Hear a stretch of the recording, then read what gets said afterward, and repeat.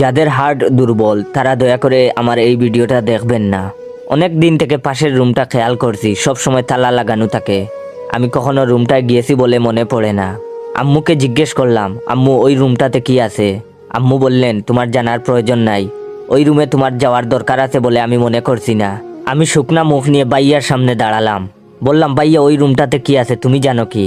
ভাইয়া বলল, তোর তাতে কি, যা টাকার তাই আছে, যা ভাগ। আর দাঁড়া, এক গ্লাস পানি এনে দে তো।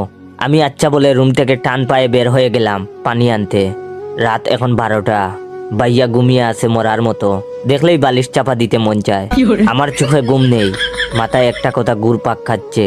যে করেই হোক ওই রুমে যেতেই হবে, দেখতেই হবে কি আছে।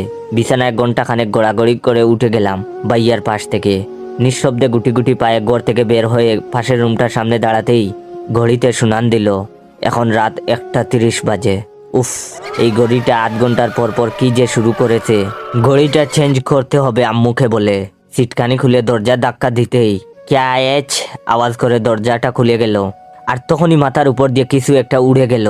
খেয়াল করে দেখে বুঝতে পারলাম বাদুড় ছিল এগুলো। এই ঘরে বাদুড় আসলো কিভাবে? আর এত মাকড়সার জাল। কতদিন এই ঘরে কেউ আসে না, বুঝতে পারছি না।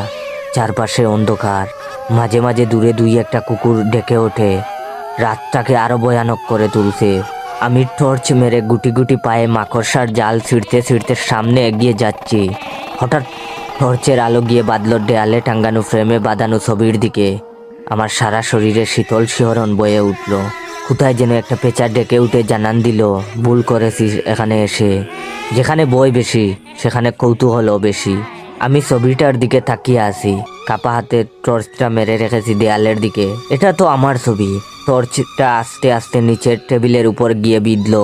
ধুলোর স্তর জমে আছে টেবিলে, আর স্যাঁতস্যাঁতে গন্ধ। নিস্তব্ধ হয়ে গেলাম।